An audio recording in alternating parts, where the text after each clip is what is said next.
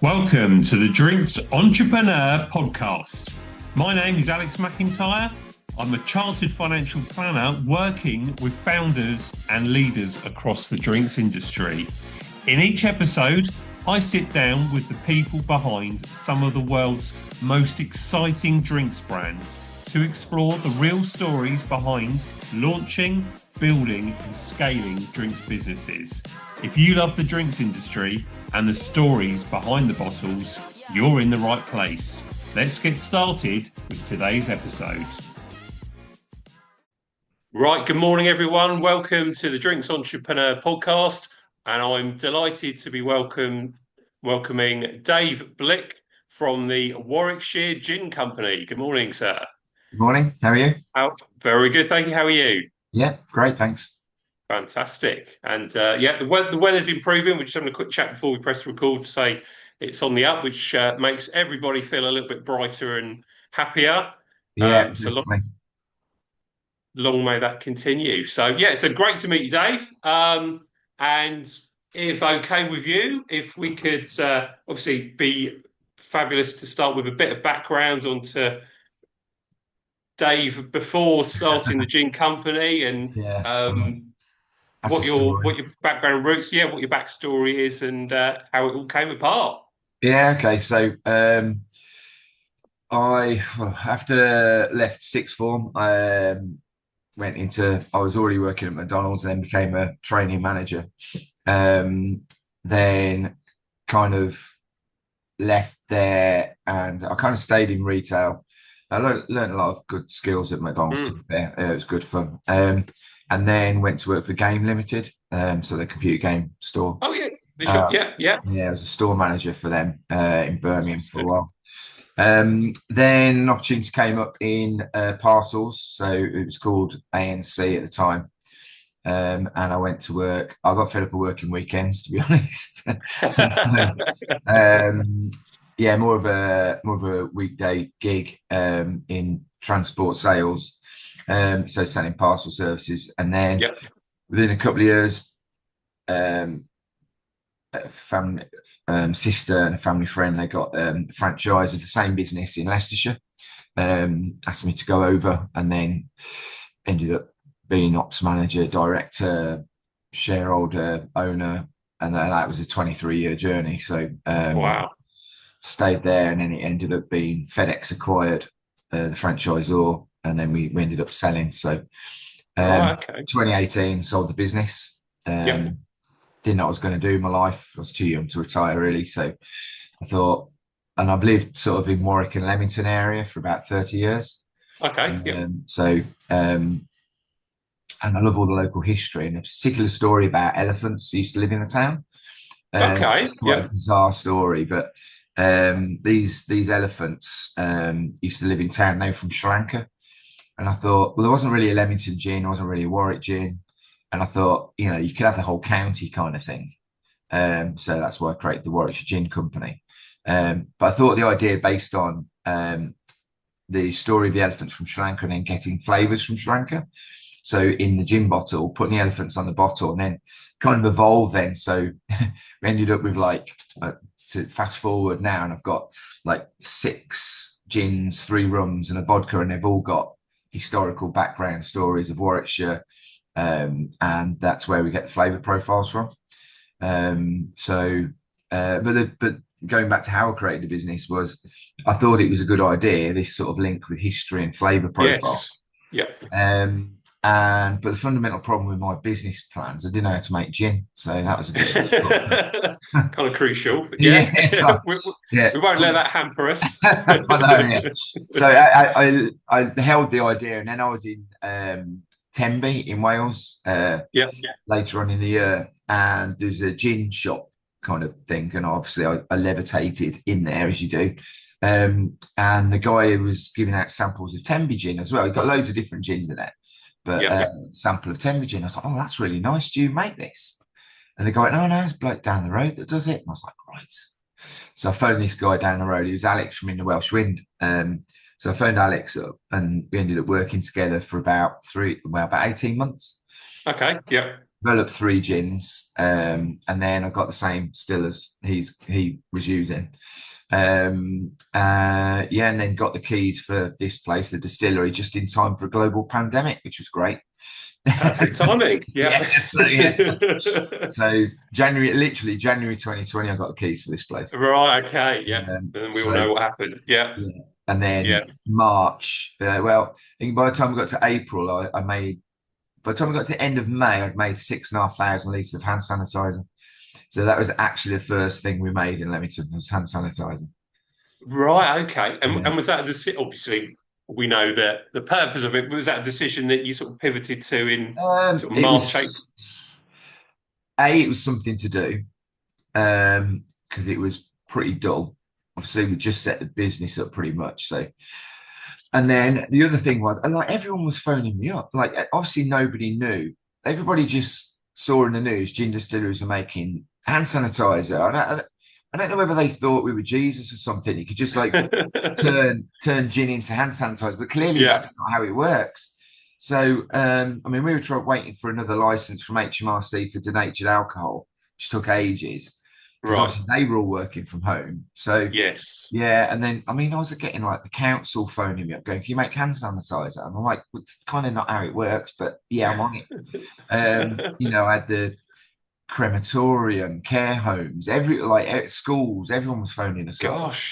So, but I mean, that only lasted for until probably the end of June, and then until everybody was comfortable going out again. Then it all died a death then. So, but we did build some good relationships up, you know. So the brewery that's now next door, we work with them, and we created a pub in a box. So we had gin and tonic, beer, pub quiz, crisps, and all that kind of, you know, it was like we were doing everything we can just to sort of keep the till turning over.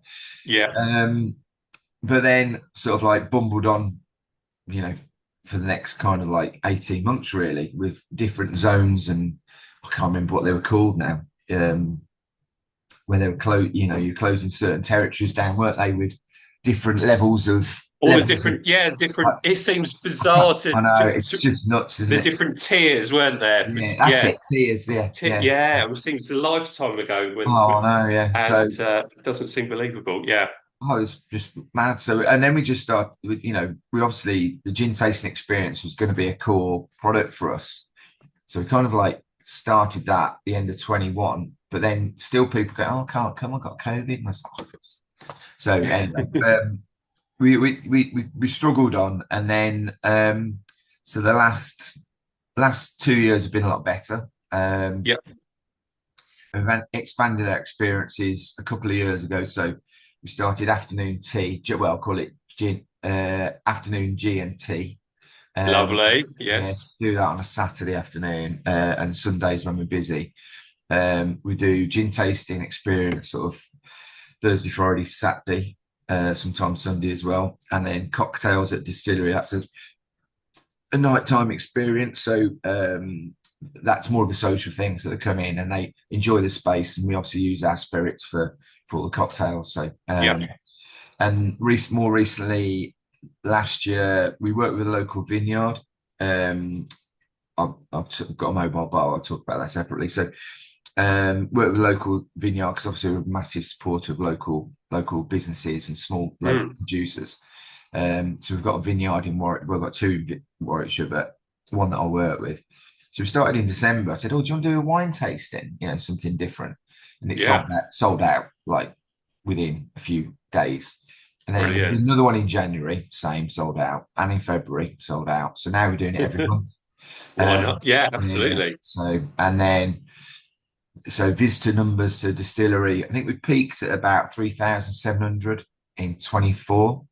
Gosh. I mean, bearing in mind we can only fit 12 in at a time. Wow, gosh, yeah. Do the maths on that. Yeah, so you can see the space behind us. So yeah. I mean, it is an intimate experience. People love it. You know, with a number one thing to do in Leamington Spa, which is quite a good. That's fantastic. Good thing to do. On TripAdvisor, we've been there for 3 years. So. So those are the core experiences we do, and visitor numbers. So peaked 3,700, and then last year probably down to about 3,200. Okay.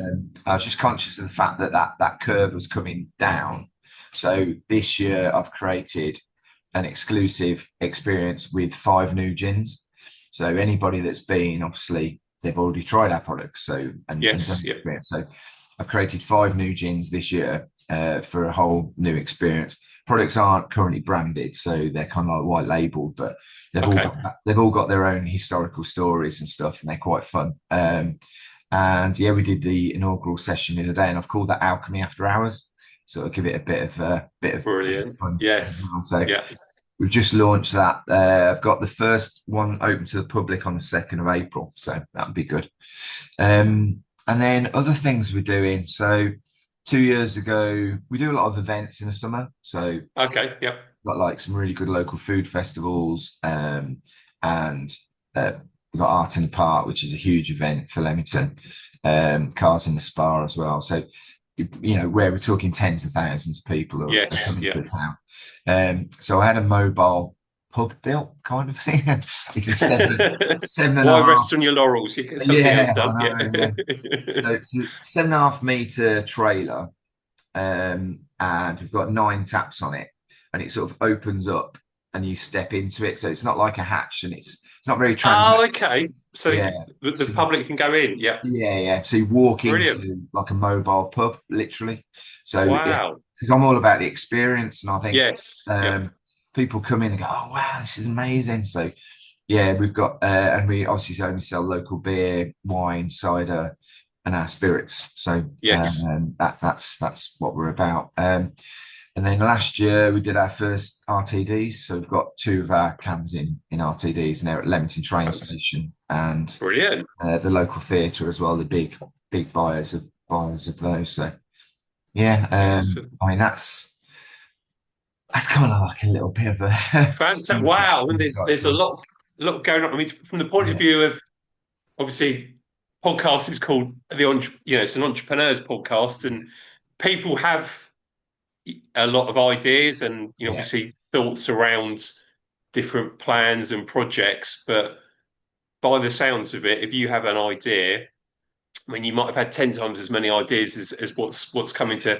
actuality. But by the sounds of it, if you've got an idea, you jump on it, and there's very little friction in terms of creating it. By the sounds of it, if I think it's a good idea, I'll run with it, and I'm very. I think obviously I wasn't in the industry before. Would I have come into it knowing what I know now? Probably not. I'll be honest, because the margin for small producers is so small. And everybody, oh, you're getting in supermarkets. I'm like, no, I just can't be bothered. I'm going to go to the supermarket and make 5%. I'm like, I might as well go down to the casino and stick it on black. It's just not worth it. So, I think those distilleries, and we've seen them, try it, that have scaled and then disappeared. I think you've got to do organic growth, be sensible, build your socials, and even that's hard now. It's I've got 7,000 followers nearly on Facebook, and then you do a post and it reaches 200 people, and you're like, how's that even possible? So everything is difficult and hard work, but I think if you're organic and you need to build on your experiences and give something different that the high street doesn't offer. If somebody wants to go somewhere and drink exactly what you can get in a supermarket, that's fine. Off you go. Don't come to me. Don't come to me and ask for it. It's not. Absolutely. Definitely. Did you find it? Obviously, not being in the industry before you started, did you find that a help because you didn't have any preconceived ideas or a hindrance, or did it help that you'd grown obviously a different type of business, so you obviously had a lot of experience from that? I think I've got a very open mind, not very I'm not influenced easily by others and other companies. Yeah. So I'll care, like, for instance, the mobile bar. I mean, I've been doing events for 8 years now. Obviously, the first event hadn't got a clue, gazebo blowing over and all that kind of stuff. All sorts of things that are happening. And it's a very steep learning curve. And the weather's a massive factor, and what events to do, what events not to do. And I'm very picky now.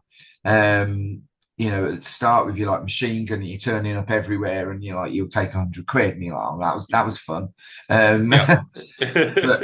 So I've been watching events for years, and then when I've had my bar designed, I thought, you need to build the biggest, shiniest thing, because people are like magpies at an event. If there's like 10 bars and all of them are gazebos and my trailer's there, everyone will come to my trailer because they go to the biggest, shiniest thing.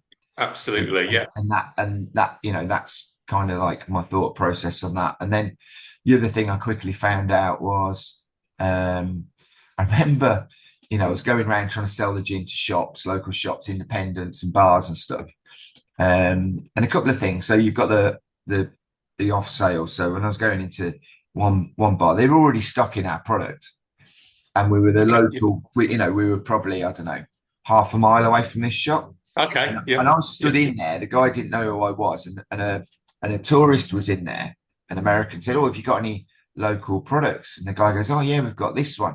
And he went over to Burley's, which was obviously Leicestershire at the time. Yes. They've gone, another one that's disappeared. And I thought, do you know what? I've got to sell this.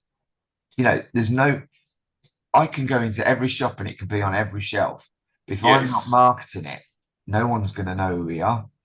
Yeah. And that was a penny that dropped for the onset. Yes. And I was like, right, I've got to work really hard and build my socials up. And like that's, everything that I do isn't just for me here as a direct sale. It's also to help my retailers. Yes. Yeah. Because they'll have a touch point on Facebook or Instagram or whatever. And then they might go into the local farm shop and my gin's there. And then I'll go, oh, I've seen that. I'll try that. You've got to be everywhere. And then the other thing for the pubs, which I kind of just don't bother now. I get somebody in every week to say, "Oh, you're in this pub, you're in that pub." I'm like, no. Yeah. If they want to buy it, they can either pick up the phone and buy it off me, or they can buy it from a distributor. But I remember having a chat with one guy, and he'd got a couple of pubs locally, and he went, "Oh, you're." And I think it was like, I don't know, it was like 90p a shot at the time.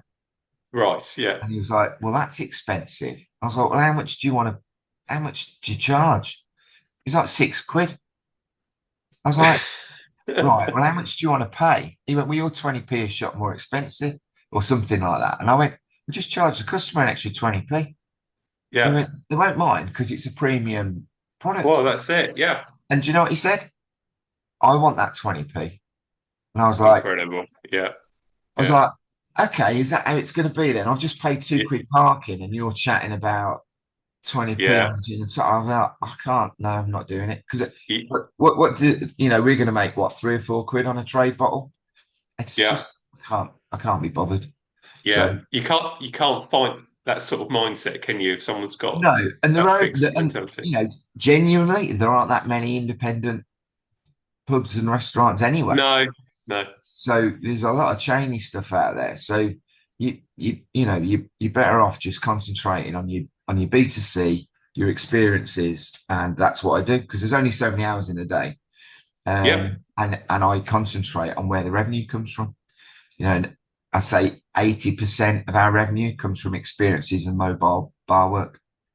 Yeah, mate. Yeah, it makes perfect sense. I think it's a more mature way of approaching things, rather than some other companies see that the volume where they might be making pennies per unit, whereas there's a lot of hard work that goes into that for very little percentage. Whereas if you've got the vision that you're it's about higher margins more than anything. Bottle of gin. So if I'm selling that at trade, it's going to be what, £22, £23 plus that. And that's, it's I don't know, £1.30 a shot now, say, and the pub's selling it for £7. So that bottle goes from that turns into 110 quid, that bottle. Yeah, yeah. I want to do that. Yes.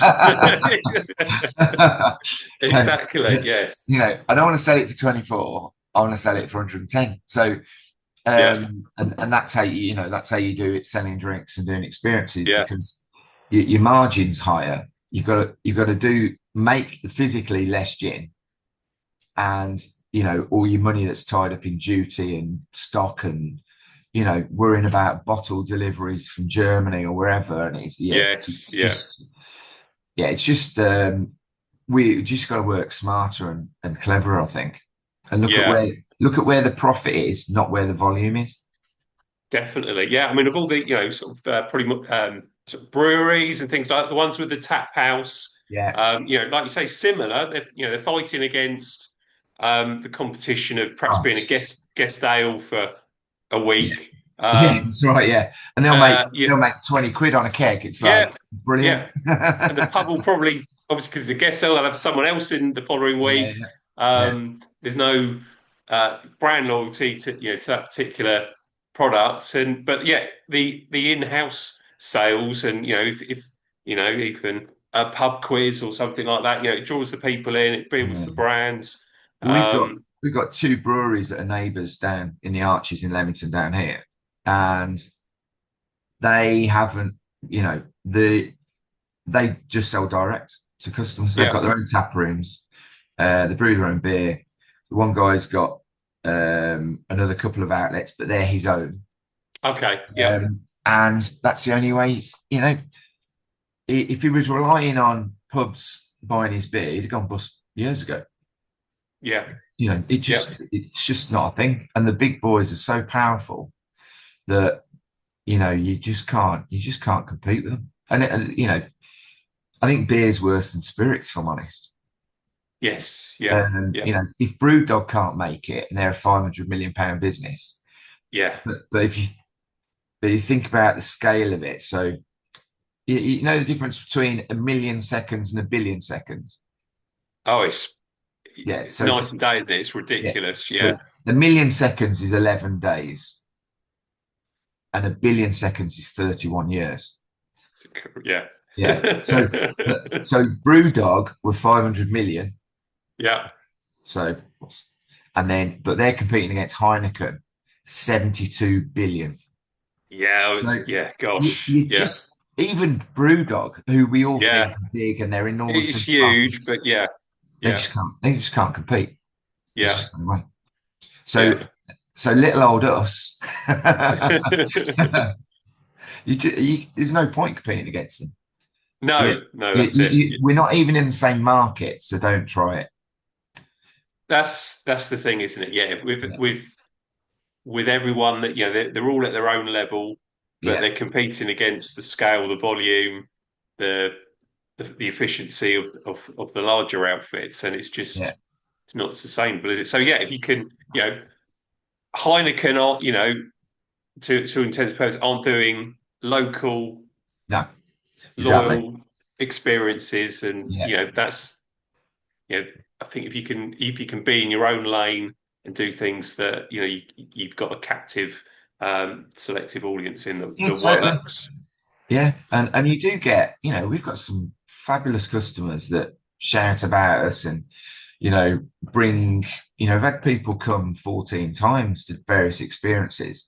And they're bringing friends from abroad when they're on holiday, coming over on holiday and visiting, or family from different parts of the country. And it is really, I think it's really cool to be able to do that and facilitate. Yes. I mean, we've got a map on the wall, and we put a red dot on where people come from all over the world. And, I had someone from our first Icelandic visitors the other day. Wow. So, we've had Peru, Russia and Ukraine, not in the same session, I have to point out. New Zealand, Australia, South Africa, Taiwan, China, like everywhere. Wow, gosh. And it's great. And like I said, you've got to be, TripAdvisor is a big part of that. Yes. You know, ask as many customers as possible to give you a TripAdvisor review, and also Google reviews as well, because everyone Googles, you know, what to do in, and we're, you know, first rank in Leamington for what to do in Leamington. So all those kind of things all do add up. It takes a while, but and obviously organically, it's kind of slow, but I think once you get there, you've got a platform then. That momentum keeps compounding, doesn't it? Definitely. In terms of I think we're going to know the answer, but in terms of what does a typical day look like for you? But I'm sure there isn't a typical day, because there's so many different facets to what you're doing. I'm only at the distillery twice a week. Okay. During Monday to Friday. Yeah. And that's so people can pick up orders, or I'm here shipping orders, or picking up an order to deliver somewhere. And then weekends, obviously it's this start of this year, it's always quiet because we haven't got any outdoor events, but you know, June's really busy this year, so I'll be flat out in June. So that's generally setting up stuff on a Friday, and then you know, loading the van up, and then getting the bar ready, and then out at events on Saturdays and Sundays. And obviously we're still hosting at a distillery as well, so I've got a couple of people that host for us, and some part-time guys that help out washing up and whatever, because we do try and turn them around. So this week I think we've got 52 in this weekend. Gosh, and that's over 1, 2, 3, that's over 6 sessions. So some sessions are busier than others, but is what it is. So that's generally what the week looks like. And then otherwise I'm doing social media stuff, marketing from home. Emails is, you know, get a good email database, if I could recommend that to people. You know, that is that's a good shout. That is, you know, I'd rather have 10,000 email addresses than 10,000 followers on Facebook. Yeah, makes sense. Because the money, the revenue. So I do an email probably every 2 or 3 days with various things. You know, I might have an offer on, or we might, you know, like recently I've got the new experience that I'm trying to get more people to sign up for, letting people know the availability on sessions for next week, maybe, or just a reminder that we offer a mobile bar service, or, you know, what products we've got. You know, but I can guarantee every email that we do, minimum income's, you know, 100, 150 £150 every email. Brilliant. Yeah. Some of it's just a nudge, it's just a poke, and just to say, hello, we're here. Because absolutely. I get emails all the time on my phone from my favorite, you know, Fred Perry's a particular brand of mine, and you know, I'll get an email and I might not open. I'll probably get like 3 a week, and I might not open 90% of them. Yeah. But when I do, I'm like, oh yeah, I do need a new shirt, and I'll just go on. And it's the same with us. People go, oh yeah, I haven't booked that. We've got to go to that wine tasting, or I've got to go to that new session that they've got at the Warwickshire Gin Company, and then they'll book it. And I think emails is definitely a platform that you should definitely invest in. I personally use Klaviyo. I think MailChimp's a bit clunky, but Klaviyo is really good. I've moved there about 18 months ago. Okay, that's a good shout. I mean, I think again, you know, it's interesting to hear the success of that, because actually, I think that in terms of all types of marketing, it's not intrusive, is it? It's they've got the email, they either read it or they don't. But if they were in the back of their minds, if they were thinking about booking something or buying something, it's just that little nudge, little reminder in the background. And it's all about touch points. You know, they might have seen it on Facebook or Instagram, and it's just another touch point. You know, people don't see one touch point of your business and go, "Oh, right, I'm going to buy it now."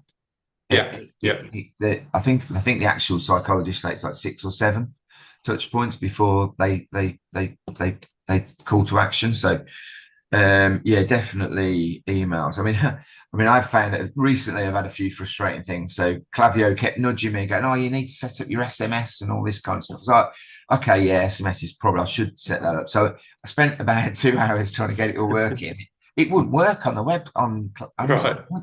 So I went on the chatbot thing, and then it went, "Oh, you sell alcohol, we can't do that." I was like, Oh, "Ugh." right. Okay. Yeah, Yeah. because you get a lot of I get like TikTok blocked a few posts of mine recently. Yeah. I've just kind of stopped doing TikTok. So I'm just like, what's the point? And then I just find it frustrating because whatever AI is blocking me, it doesn't block Jeremy Clarkson saying how amazing his fucking beer is or what. Do you know what I mean?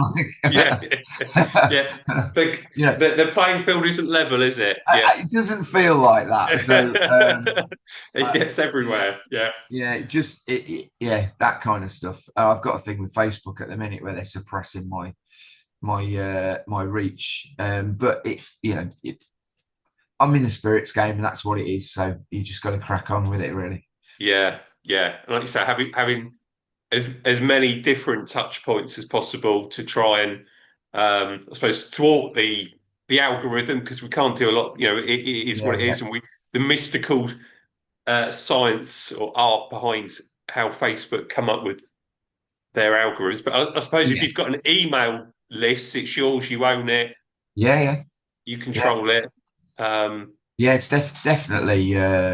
definitely worth investing in if you haven't already got that. I would I'd recommend. But obviously you've got to have something to talk about. I mean, we've got the experiences and the yeah, availability, so yeah, that's one a week straight off for me. yeah, January we have a bit of a sale on in January, a discount. So obviously I'm reminding people every few days that we've got a sale on. So yeah. all those kind of things. So yeah, it is definitely a worth doing. That's it. No, that's great. No, appreciate that as a recommendation. And jumping into the products themselves, and obviously we touched upon the fact that you've got a strong historical interest in Leamington Spa and Yeah, Warwickshire. Um, what's the thought process between obviously the products that you've developed to date in terms of obviously we spoke about the elephant connection, but yeah, naming the gins and the rums. How yeah. does that all come about? Um, I just like to have a bit of fun with it, really. The first few products, the first actually, our core gin, the one with the elephants, is called Leamington on Parade. Okay. Obviously with Leamington Spa in mind. I mean, originally I was trying to create be less sort of town specific because I didn't want to call it Leamington Gin and Yes. narrow my market. Yeah. I'm with it. Yeah. So originally it was called Elephants on Parade, Okay. Yep. but the IP got challenged by the German brand, Right. and they didn't like me. So I just dropped it and just changed it because I think my investment at that point was probably about 900 quid in labels.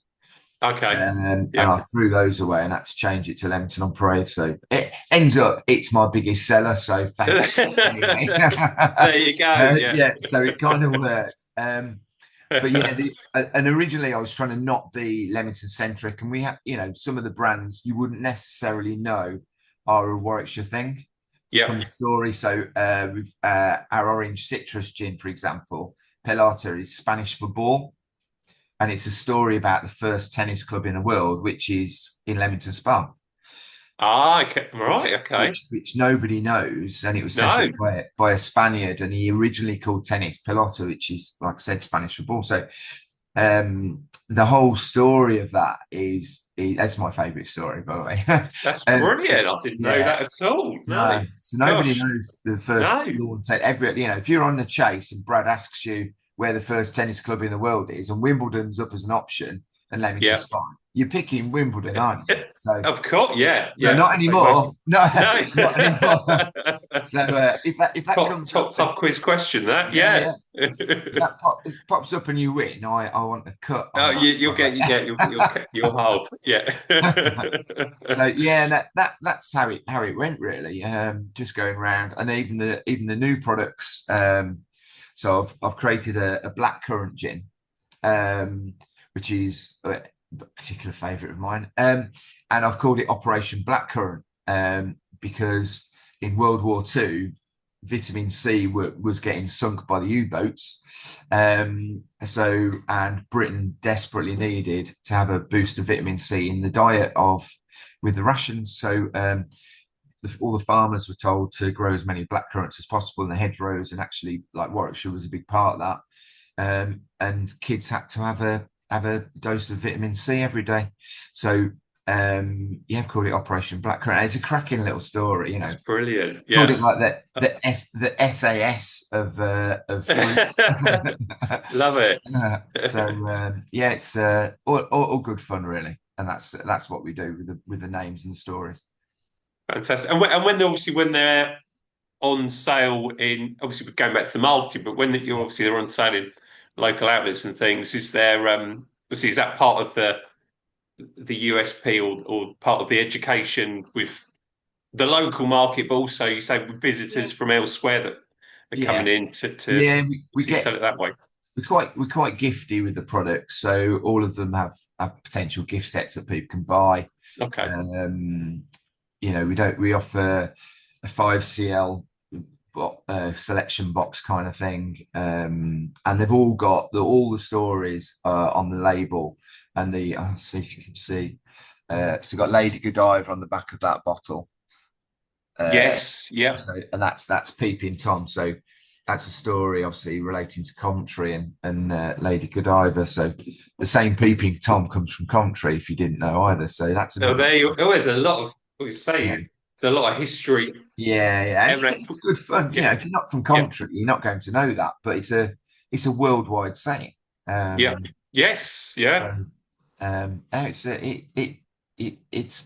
think you've got to just have a bit of fun with it and give people the information. I do like, because the stories are on the bottle. It gives people it is quite gifty. So if you are giving it to somebody, it's just a nice thing to do. Yeah, and it's kind of going one step further than having a nice bottle, a nice name. Yeah, it's the history element, which probably you don't often get with. Yeah, I mean, a lot of spirits.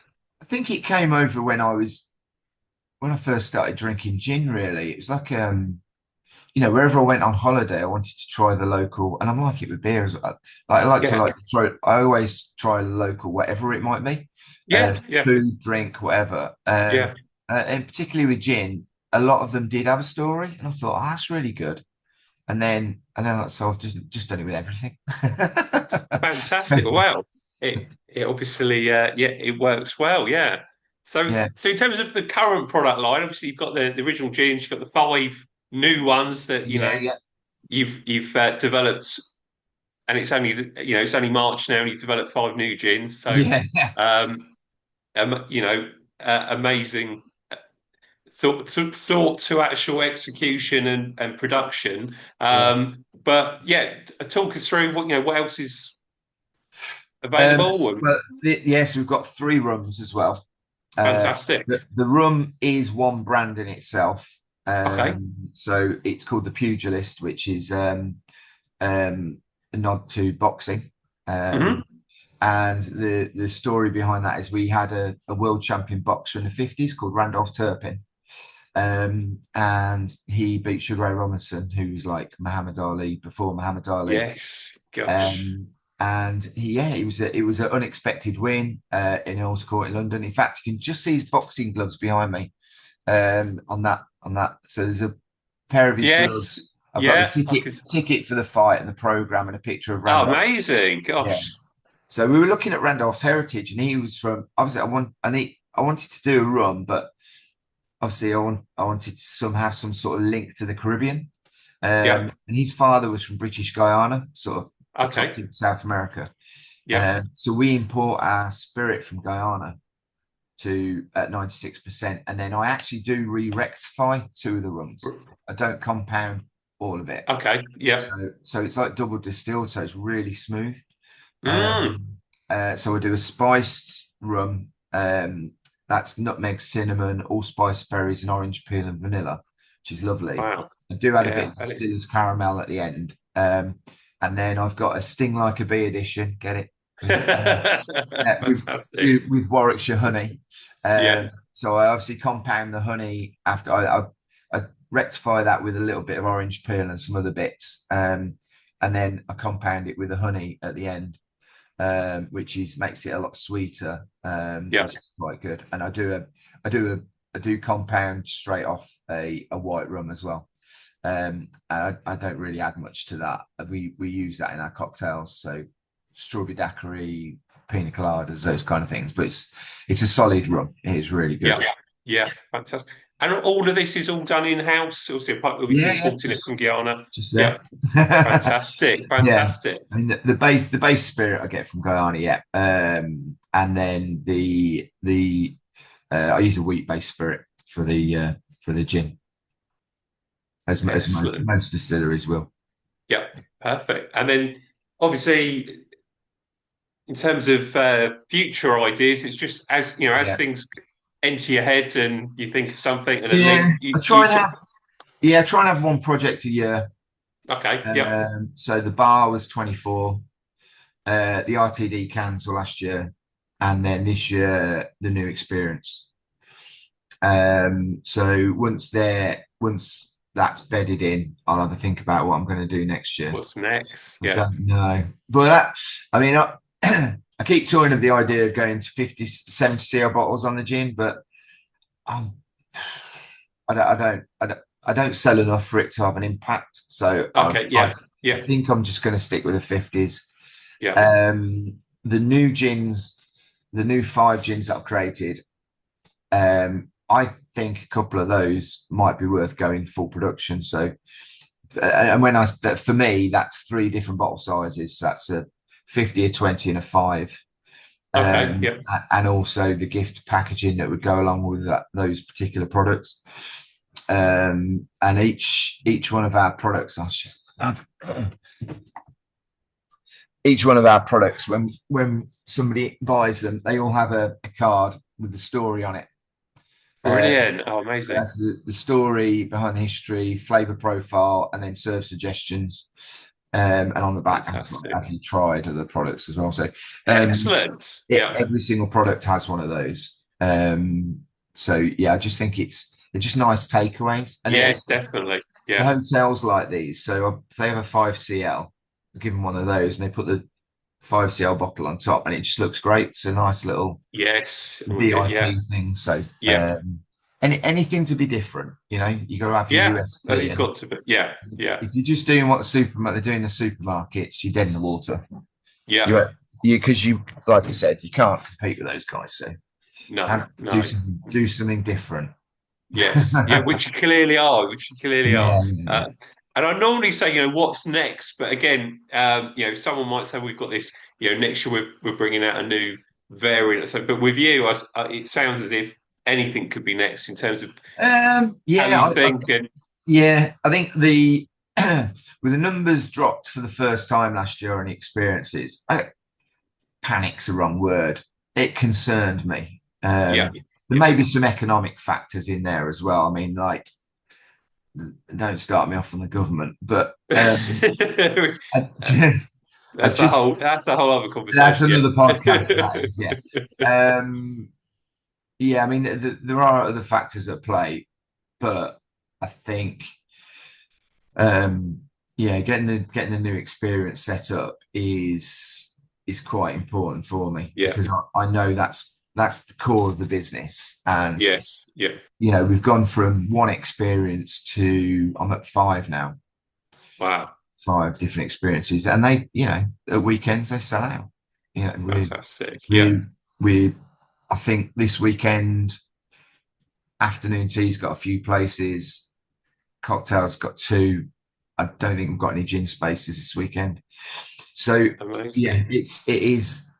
It's the core part of the business. And I just thought, if those numbers are going down, I need to generate another experience so people can people love experiences, don't they? So it's and based on those numbers coming down, you could argue that the product life cycle of my current experience is well, the gin experience is like 5 years, maybe, Yeah. because I had Yeah.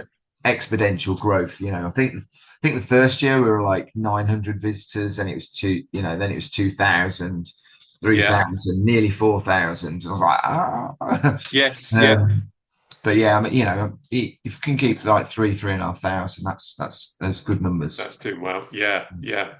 And in terms of obviously, you've got some good bits of advice there with marketing and things. Is there anything you would have done differently, or anything you've learned as you went along that you've taken and used it and done things slightly differently with anything, the experiences or Yeah. the manufacturing, the whole process? Is there anything Um, from that at all? Probably wouldn't have had a square bottle. Okay. Because we have a wrap label, and putting a wrap label on a Right. square bottle probably isn't the best thing for timing. Yeah. Um, I don't know. I think you know, COVID changed the world, and Yeah. people's behaviour, it just changes. Like, I mean, if anybody did a marketing degree in the early 2010s, scrap it, scrap the lot. Yes. It's all out People of just date. don't. Yeah. People don't behave like they used to. No. Nothing's predictable. So you've just got to be as dynamic as you possibly can, and just keep your eyes open. Just watch what's Yeah. happening. Um, yeah, I think marketing's everything. I spend so much time doing social stuff and emails, and Yeah. I think that's it. Yeah. you just can't do enough of it. And don't Yeah. be No, worried that's about it. don't be worried about posting too much stuff on social media. You can't. You just Yeah. can't do enough. Yeah, no, 100%. And I think, when you said about the Facebook, the algorithm, if Yeah, you're not going to be shown to everybody anyway, it's not, exactly. people aren't getting inundated all day long, probably anyway, so the more you can do to Yeah, get eyes on your marketing, the better. yeah, totally. Obviously. Yeah. Yeah, You literally don't be afraid of spamming's the wrong word, but just doing too much, because you can't. You literally yeah, cannot do enough. yeah. So yeah, you've got to be everywhere. Fantastic. No, that's a great It's call. a constant nudge to people, another touch point, another touch point, another Yeah, touch point.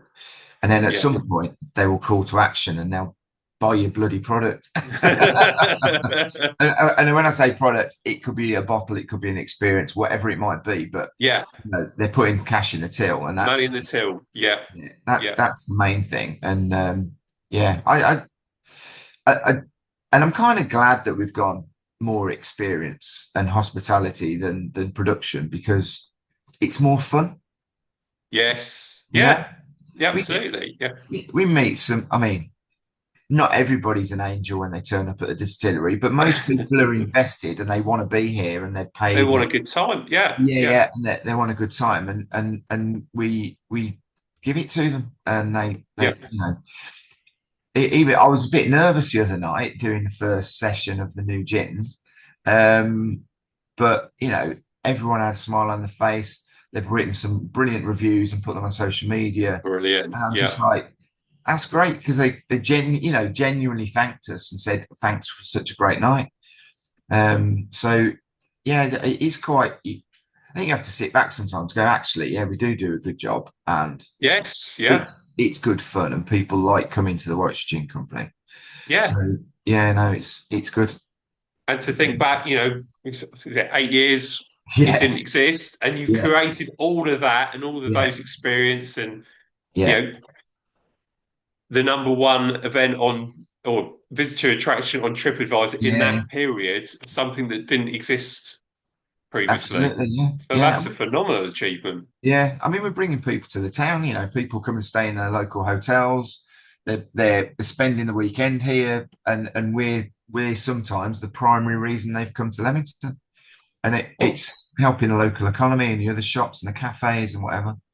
well, that's a good point, because actually, when you think if you compare it to other alternative um, gin, rum, somewhere else that's just selling the bottle, whether it be in the supermarket or Yeah, or on the internet, um, it's not generating anything for anyone else apart from the other parts in the process, but just Yeah, that business. Whereas absolutely. Yeah, the fact that you've got the experience is having a much bigger yeah, impact on the local community than just the product, isn't it? yeah, yeah, Which I, absolutely. You know, the guys from Iceland. He's actually a Coventry City fan, which is a bit random, but does that happen? Yeah, yeah, I know, that's yeah. random. I Yeah. think it was Keith Ouching's header in '87 that did it for him. But, um, I mean, he came over to the football, and then he'd not stayed in Leamington before, and then he saw us, so he stayed in a hotel in town, and then part of his weekend was coming here as well. So Amazing, yeah, gosh. it was it was great. I mean, we've had people, honestly, people find us all over. Like we've got some Americans in on Saturday for afternoon tea. I just printed off the report for the weekend, and I was like, oh, they're from America. So yeah, we'll have a chat with them and put a red sticker on the map wherever they're Yeah, from in the whichever States. state they're from. Yeah, Yes. yeah, yeah, yeah. So Gosh, it's cool. So gosh, they'll be coming over and staying somewhere, no doubt. that's brilliant. Yeah, yeah. Yeah, That to have that effects across the board is which I presume wasn't obviously wasn't an original not end thought you it might have wasn't had at the the top. Yeah, yeah, it wasn't the primary thing, but now it definitely is. You yeah, know, and yeah, throw in that the community that we've built down where we are, because it's like a row of arches, and we've got two tap rooms, and we support each other, and not, there's some people say, oh, where do we go now? And I say, well, go next door. They sell, yeah. Perfect. you bruise the beer 10 yards away from where you'll be drinking it. Oh, and by the way, they sell our gin, so Even better, even better. Yeah. so yeah. But yeah, we all support each other as well, That's great. and it's, we've got a little bit of a community going on down here, so yeah, Yeah, which helps. Yeah, which yeah, helps. With the loyalty and yeah, obviously yeah. the knowledge of it. Well, again, So then, it's something different. It's not a high yeah, street. yeah, You're not going into into a Green King pub, or and buying where Heineken, everything's or the same. yeah, Yeah, yeah, yeah, yeah, yeah. I did yeah, go into a pub. I think I was with my daughter. Went to a pub in town a few months ago, and I walked in there, and I knew it was Heineken because it's got neck oil and all the usual beer Moretti and all that rubbish. And yes, I yeah. said, "Have you got anything I can't buy in Sainsbury's?" To the guy behind the bar. He looked around. He went, "No." I went, "Oh." That's it. Yeah, yeah. You can tell. It's exactly it. You can see Yeah, they've got yeah, the same things on tap, and yeah. it's you might Well, as well I think be that's the somewhere. irony. The irony of the big companies now is, they've got a sales rep going around town to all the pubs, nailing them down, and then you can only sell our beer Mm, and X, Y, and Z. yeah, But then you've got another rep from the same company going to Sainsbury's head office, doing a deal on beer, and then you can buy the same beer Moretti that's brewed in. People think it's Italian. It's brewed in Manchester, yeah, um, yeah, and then you can buy the same beer in Sainsbury's for a fraction of the price. And yeah, people wonder why people aren't going to pubs. yeah, Just buying it in Sainsbury's.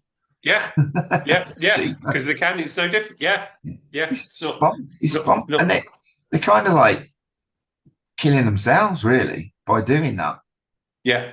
I mean, I grew up in a pub when I was a kid, and like, we were in the Midlands, so it was Mitchells and Butlers, and it was Bass, Mm, and you had Brew 11 was the local bitter, the bitter that was brewed in Burton. The only thing you could get in a supermarket was a can of Breaker, or I don't know if you remember that, Breaker Lager, or a Shandy Bass, and that was about it. Gosh, yeah. Just something good. Yeah. You couldn't get like quality beer in a can, but Yeah. you can get anything now. That's it. Yeah, yeah, You can yeah, literally get anything.